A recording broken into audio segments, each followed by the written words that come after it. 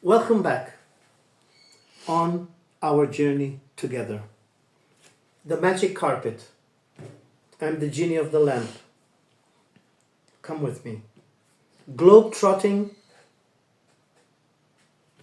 time traveling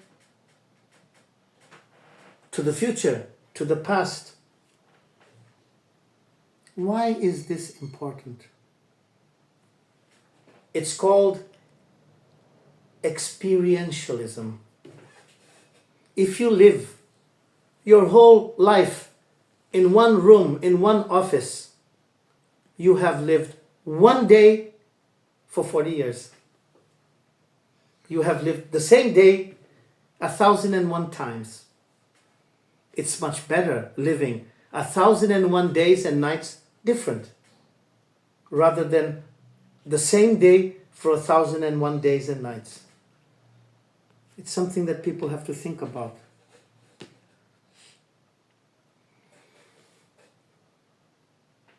Sad is the person who has no story to tell.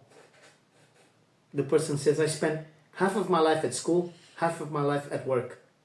So you're a robot. You're not a person. Because if you're a person, everything's personal. So tell me about yourself. I worked. There's more to life than just work. What is happening today? It's called the Great Resignation. People are fed up with school and work. There's more to life than that. There's poetry, there's music, there's love, there's history, futuristic, science fiction, pulp fiction, classics, the arts of humanity, Dadaism, Surrealism, Fauvism, Cubism, Oriental art, famous people, biographies. It's not just about schooling and work, because you don't learn these things at school. For example, if you study philosophy in the West, Socrates, Plato, whatever, you never study Eastern philosophy, which is much older, much vaster. You're talking about Zen, Taoism, yoga philosophy, and so much else. So, what is very, very important is the concept of globe trotting. We are citizens of the world. We are children of the universe. We should get up and walk around. Take a walk on the wild side. See what's going on. Grow up. You never grow up unless you have experientialisms. I spent 10 years of my life as an anthropologist, living with American Indians, living with Africans. Very interesting. What is this all about? It's called perspective taking. Accessing perspectives. What's life like in the Amazon jungle? Wow. The jungle. Not exactly the jungle, because the jungle is not just a jungle. There's much more to it. There are many habitats, many types of people. People don't understand that in the middle of the jungle you have enormous pyramids. There were civilizations there. It's just like, what's it like to be an African? What type of African? West African? Ethiopian? South African? Durbans, who are basically of Indian descent? North Africans, who are Moorish? What perspective? So, unless you have the opportunity, like I had, of living in different countries for many years, the best way is meeting people from other cultures and civilizations. So talking to people from Senegal, to have an idea of Senegalese music, Senegalese wrestling, Senegalese culture. Why are they so happy? Wonderful people. Accessing people from Ethiopia. Wow, they have their own writing, their own civilization from the times of Solomon. Wow. accessing the Caribbean culture, La Vie est Belle, so nice, everyone's happy. What's wrong with that? Why does everyone have to work, work, work and become a robot and a machine? Accessing other people's perspectives is very important. And it's called conversational intelligence. It's a concept, conversational intelligence. Be intelligent when you talk to people so you can access their memories. You can access their stories because memories and stories are alive and they give you life. And when you access them, you grow. You become stronger, better, more humble. Because you realize, wow, people suffer, they have adversity, but it's through adversity that we grow, we become better, more humble. Accessing other people's perspectives gives you a better perception of things. And you realize what the media is telling me, what the religion is telling me, is nothing to do with what really goes on. Because I've been there, I've done that, I've talked to people. Okay, if the people are not Christians, but they're really, really, really nice people, that's more important. Accessing perspectives gives you an insight into what these people need for the future, what they have to offer, their positive points.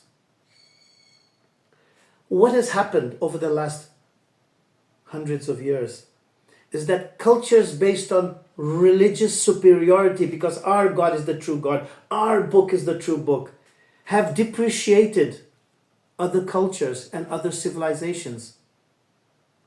And they have not been able to access the magic, the beauty, the richness of other cultures. Even anthropologists, they're there to study a tribe, but they're not there to learn about the environment and about the people, and they just want to get their PhD done, get the scholarship, get the job at the university, and that's it. It's all about academics. It's not about learning, getting better, getting smarter, becoming more humble so that you can help people. So when you talk about academics, basically, to be quite honest, I have my university degree, master's degree, PhD degree. I learned nothing. Less than 0.1% of what I learned. In fact, one of the greatest things of my life was that I wasn't schooled for the first 10 years of my life. I read, I heard. I was not schooled to become a robot, to work in a factory.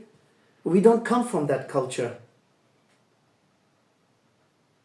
And when you travel with me over time, you will realize that schooling was not such a good thing.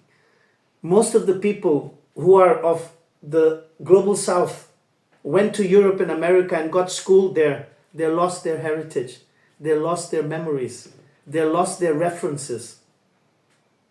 You lose your soul when you lose contact with your culture, your traditions, your histories, your stories.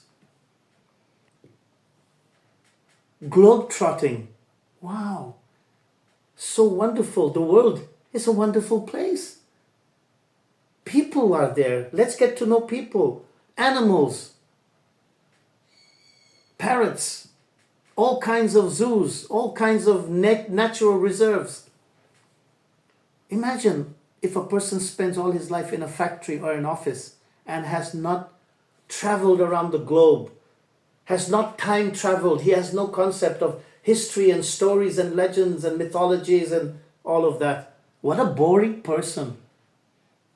The magic of a person is that the person is interesting, is that the person is caring, is that the person is intelligent. So it's so nice to talk to an intelligent person. Wow, it's unforgettable, it's stimulating, it's captivating, it brings me life. I'm alive again. Thank you, thank you. Thank you for your stories. I'm alive again. So the whole idea is help people wake up. It's not about career, studying to get into the best universities. No, no, no. The opportunities are outside, in the real world, where you have real people who care, who have problems, who have families. The most famous saying in Africa is, "How are the children?" I spent over 40 years in the West. I never heard this phrase from any person in the West. "Hello, how are the children?" They talk about their jobs. They talk about work.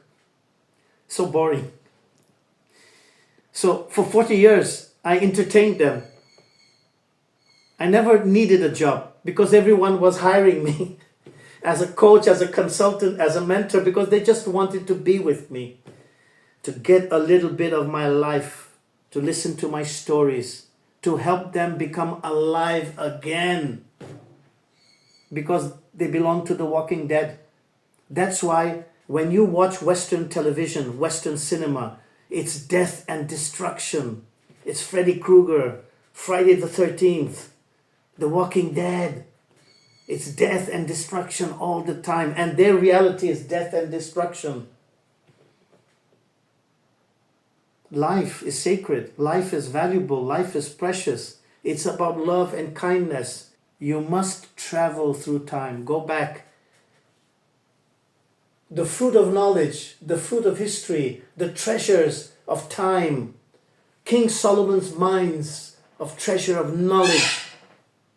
Wonderful music, wonderful foods are there for everyone. All you have to do is open your mind, open your heart, and start getting better at getting smarter, investigating with intelligence, understanding the concepts and the systems, and start opening the key to your jail. You have been jailed. You have been imprisoned. This is the key. Open your prison door. Get out. The world is there waiting for you. Thank you for watching.